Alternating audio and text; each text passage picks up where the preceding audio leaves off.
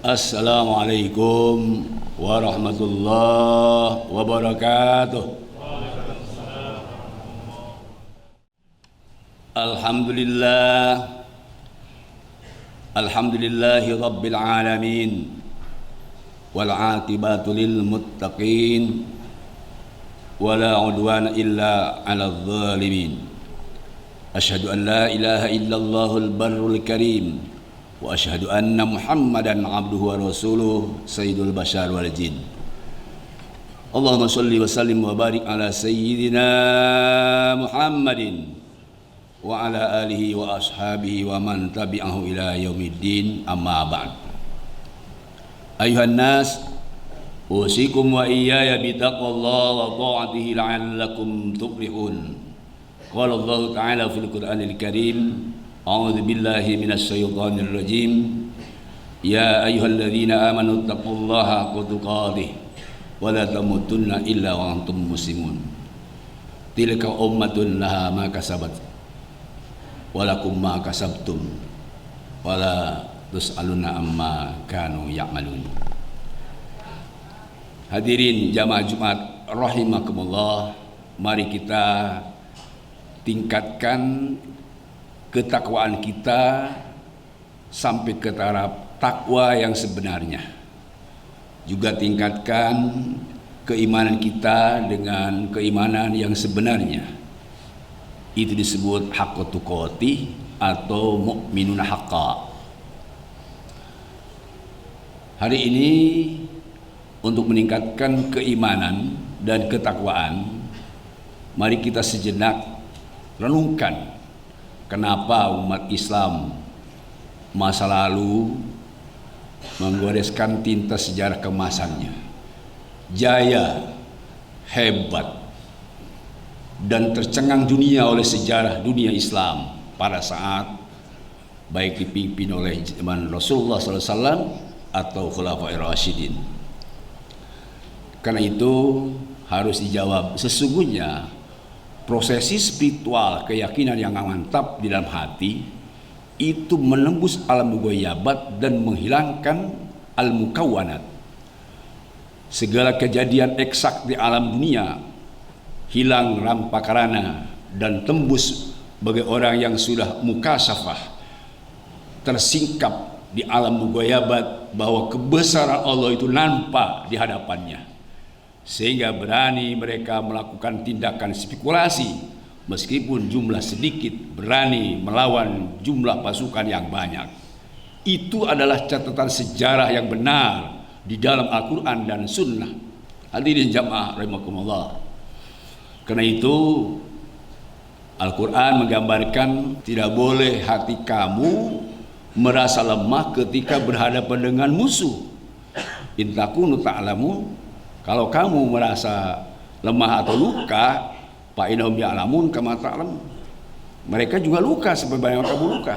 Tetapi wa tarjuna minallahi ma la yarjun, kita umat Islam berjuangnya punya tujuan murni, yaitu ada harapan pertolongan dari Allah yang tidak dilakukan oleh mereka.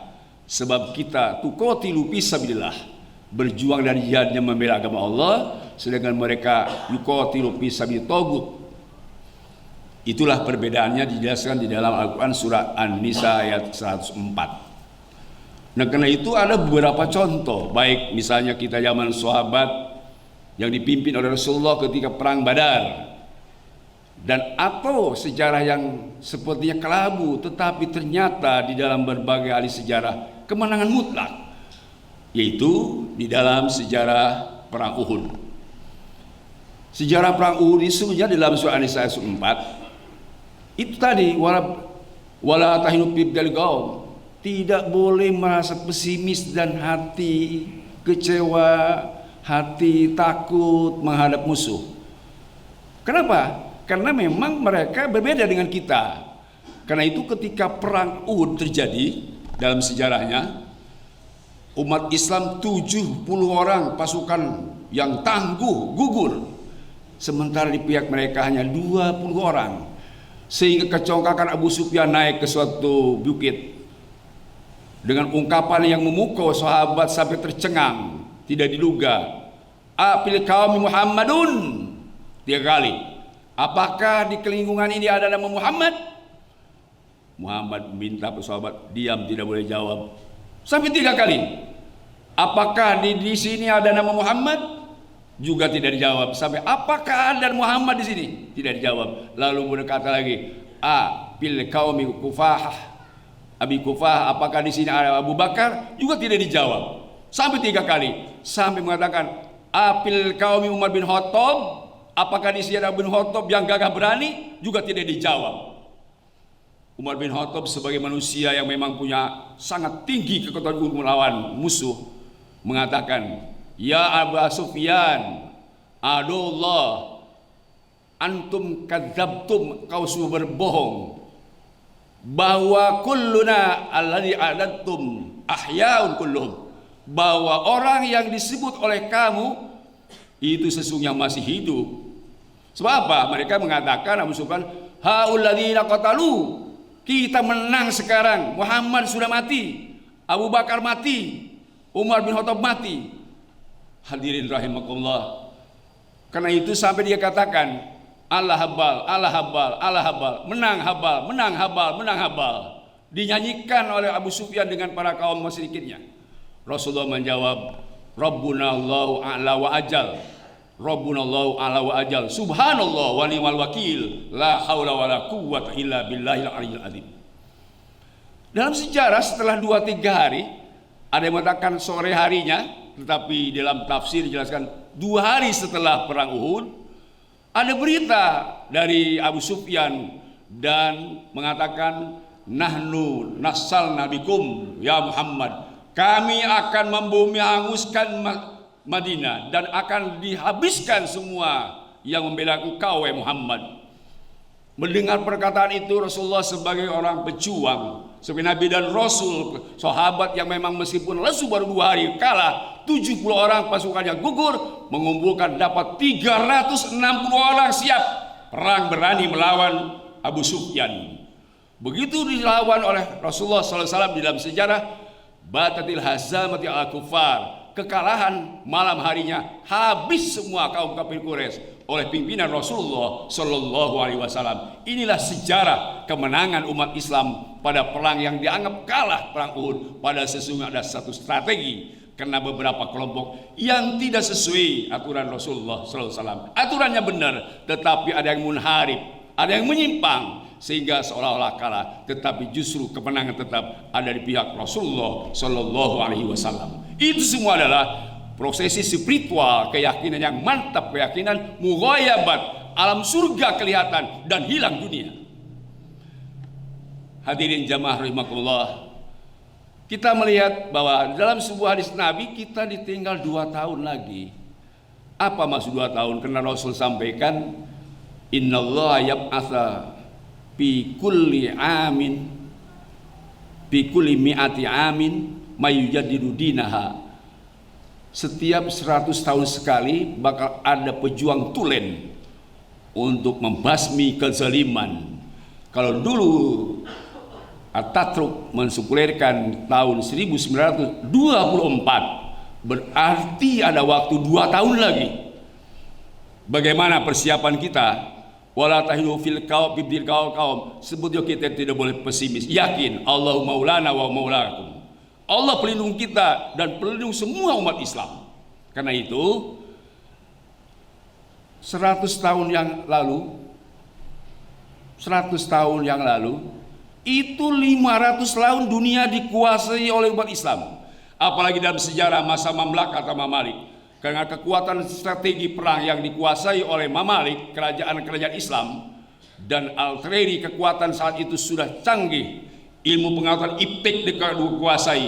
Ketika Tartar dan Mongol mau menghancurkan dunia, tidak ada yang mampu melawan kecuali Mamalik dari umat Islam bisa mengalahkan Tartar dan Mongol. Berikutnya ketika masa Umayyah, karena memang menguasai sistem ekonomi dan ahli arsitektur pada saat itu sudah canggih, bekerja sama dengan teori yang dibawakan Umar bin Khattab dan Umar bin As. Kekuasaan dikuasai, banyak belahan dunia dibangun oleh Umayyah. dan ekonomi bangkit pada saat itu. Kenapa? Karena umat Islam melakukan dua hal. Satu yaitu pembinaan dan pengajaran, dan ekonomi dikuasai. Apalagi masa ketiga, ketika masa Harun al-Rasyid, kita kenal ini ahli hukum, ahli sejarah, ahli biologi, dan ahli-ahli lain. Harun al-Rasyid juga ahli komunikasi yang baik ketika berhadapan dengan musuh. Pada saat Romawi mengejek dan mengancam kepada Harun al-Rasyid. Apa yang ditulis Harun al-Rasyid? Dengan tegas mengatakan Bismillahirrahmanirrahim min Harun al-Rasyid ila kalbi Rum. Ini surat dari Harun al-Rasyid untuk gogoknya Romawi. Luar biasa keberanian mereka, sebab umat Islam masih kompak. Apalagi kita masa berikutnya melihat, ketika masa berikutnya Abu Muhammad ad-Dahir itu menguasai tentang ilmu arsitektur, kemudian ilmu perang, ilmu pertanian dikuasai, sehingga dia bisa menaklukkan dua negara besar, Italia dan Perancis. Itu masa Abu Muhammad ad-Dahir. Di masa berikutnya kita kenal ada yang disebut Khalifah Mu'tasim Billah. Dia adalah ahli sosiologi, dia adalah ahli perang, kuasa tentang masalah ilmu-ilmu efek dikuasai. Apa yang terjadi ketika ada pelecehan terhadap umat Islam? Seorang perempuan digoda dan diganggu dan terbuka hijabnya. Dengan keberaniannya Khalifah Mu'tasim Billah mengutus pasukannya, datangi mereka yang menghina umat Islam. Sebelum dikirim pasukan sudah merasa takut dan bubar, kaum Yahudi tidak berani melawan Mu'tasim Billah. Dunia Islam sudah memberikan ilmu kepada belahan dunia. Tidak kenal Al-Farabi, kita kenal Ibnu Sina, Ar-Rusdi, Ibnu Khuzaimi, ahli sejarah termasuk Imam Ghazali. Semuanya sudah menyumbangkan ilmunya kepada belahan dunia yang masih gelap gulita. Ilmu fisika, ilmu kesehatan, semua disumbangkan oleh umat Islam. Kenapa? Pengkaderan dan ulama-ulama bangkit pada saat itu demi untuk izul Islam wal muslimin. Yang mencengangkan ketika Romawi dan bangsa-bangsa lain melihat di Andalusia, ketika ada umat Islam mendirikan sebuah lembaga perguruan tinggi Islam. Yang mencengangkan apa? Ketika wisuda, maka kebesaran baju yang biasa dipakai di negara Arab dipakai wisuda, dan topinya ditiungi dengan Al-Quran. Ini apa maksudnya? Karena menghormat ilmu, sehingga Barat kagum, Romawi kagum, Persia semua kagum. Ternyata di Andalusia ada sebuah Islam yang bisa mengalahkan perguruan tinggi yang lainnya. Ilmu ekonomi dikuasai masa Alexandria. Alexandria itu adalah di Mesir. Ketika Eropa parat-parit tidak punya uang, Amerika bangkrut tidak punya uang, dua negara Romawi dan Amerika minta bantuan ke kerajaan Alexandria. Kenapa? Kesulitan ekonomi dikuasai, sehingga dia mengikuti moyangnya ketika Nabi Yusuf di Mesir mengatur ekonomi dengan cara Islami, sehingga subur makmur gebah lipat lol jinawi. Di Irak malah pernah terjadi satu mata dinar uang itu kurusnya $480 Amerika Serikat. Tidak dan mungkin sulit berjaya lagi kita, karena sistem perekonomian tidak seperti apa yang dimaksudkan di dalam Al-Islam. Hadirin rahimakallah, itulah beberapa contoh. Kalau kita melihat bagaimana situasi sekarang, maka tentu saja ada 5 hal solusinya. Pertama, at-ta'lim. Ajar mereka dengan ilmu yang benar dari luar ke dalam. Kedua, at-ta'dib. Didik potensi dan potensi anak-anak kita yang punya potensi bakat baik, maka ditakdib, dididik, insya Allah maka jadi orang baik. Jangan hilangkan potensi mereka. Kullu maulidul al-fitrah. Yang ketiga, at-tamkin. Dikader mereka, dijadikan bibit unggul untuk supaya bisa lebih hebat umat Islam di masa yang akan datang. Yang kelima, tarbiyah. Diurus mereka. Dan baru yang keempat, yaitu ditatbik, disesuaikan sesuai dengan arah ahlinya. Bidang apa kira-kira anak kita? Ekonomi, militer, santri, bertani, silahkan ditatbik. Baru yang terakhir ditanbik, diserahkan kepada umat dan bangsa untuk membela umat Islam. Karena itu hadis akan sampaikan terakhir oleh khotib.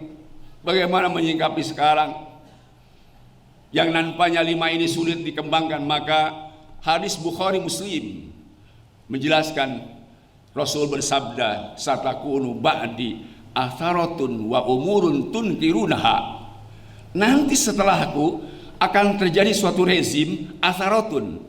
Saya lihat di seluruh ayat tafsir hadis, atharo artinya hubil zat, orang yang rejim egoisme, rejim yang diktator, rejim yang ingin menang sendiri, tidak kasihan sama rakyat. Itu seluruh ahli tafsir hadis. Di dalam kamus Marbawi juga sama. Atharo artinya orang egoisme, rejim yang ego, rejim yang tidak sayang sama rakyat. Wa umurun tunkiruna, sabda Nabi, kamu nanti akan melihat persoalan-persoalan urusan yang kamu tidak senang, tidak rasional, tidak sesuai dengan kenyataan. Maka ada solusi dua yang disebutkan Nabi setelah sahabat bertanya, ya Rasulullah, kaifa man naro ba'da dzalika minna, apa yang kau perintahkan kepada kami? Kata sahabat, setelah kami melihat rezim seperti itu, Rasul hanya dua sampaikan. Pertama, tu'addul haqqa alaikum, tunaikan kewajiban kamu terhadap para penguasa rezim itu. Sebab ada surah Al-Insan 9, ulil amri, tunaikan kewajiban kamu. Tapi yang kedua, tas'aluna alladilakum, kamu harus nuntut hak kamu. Jadi cuma dua, satu tunaikan kewajiban, dua tuntut hak kita. Bayar pajak, mobil, motor, rumah, tanah, bayar pajak, tapi tuntut satu, minta keadilan. Pakai masker, tidak dimasalahkan, silahkan, tapi tuntut keadilan, jangan dikomersilkan. Satu tuntut kami, jangan dijual belikan ini harap. Rakyat jangan dijual belikan. Penyakit tidak boleh dijual belikan. Ini Rasul bersabda, tas'aluna ladil haq, tas'aluna lakum, pinta kamu kepada rezim, pinta kamu dan tunaikan kewajiban kamu. Kalau kita minta hak tidak kewajiban, pasti bermasalah. Kita insya Allah siap menunaikan kewajiban-kewajiban kita yang sesuai dengan aturan, sesuai dengan apa yang diinginkan oleh kita sebagai rakyat jelata. Tetapi kita minta satu, tegakkan keadilan, bela kebenaran. Mudah-mudahan khutbah singkat ini menuntut kepada kita, mari kita hidupkan, mari kita kembangkan, mari kita didik anak-anak kita supaya menjadi masa depan yang lebih baik daripada masa-masa sebelumnya. Mudah-mudahan Allah mendengarkan kita. Barakallahu li wa lakum bil Qur'anil azim. Wa nafa'ani wa iyyakum bima fi minal ayati wa dzikril hakim. Wa taqabbala minni wa minkum tilawatahu innahu huwas samiul alim. Alhamdulillah hamdan katsiran kama amar. Asyhadu an la ilaha illallah wa asyhadu anna Muhammadan abduhu wa rasuluh irghaman liman jahada bihi wa kafar. Allahumma shalli wa sallim ala sayyidil bashar Muhammad wa ala alihi wa ashabihi man ittasalat ainum bi khabar. Amma ba'du. Ayuhan nas fattaqullaha mastata'tum wasma'u wa ati'u wa anfiqu khairan li anfusikum wa may yuqassuha nafsihi fa ulaika humul muflihun. Allahumma amin ya rabbal alamin. Allahumma ighfir lil mu'minina wal mu'minat wal muslimina wal muslimat al ahya'i minhum wal amwat innaka samiu qaribun mujibud da'awat wa qadiyal hajat. Rabbana afriq lana sabra wa tawaffana muslimin. Allahumma arina al-haqqa haqqan wa arzuqna ittiba'ah wa arina al-batila batilan wa arzuqna ijtinabah. Rabbana zalamna anfusana wa illam taghfir lana wa tarhamna lanakunanna minal khasirin. Rabbana atina fid dunya hasanah wa fil akhirati hasanah wa qina adzabannar. Ibadallah, innallaha ya'muru bil 'adli wal ihsan wa ita'i dzil qurba wa yanha 'anil fahsya'i wal munkari wal baghi ya'idzukum la'allakum tadhakkarun. Wa la dzikrullahi akbar. Astaghfirullahaladzim li wa lakum.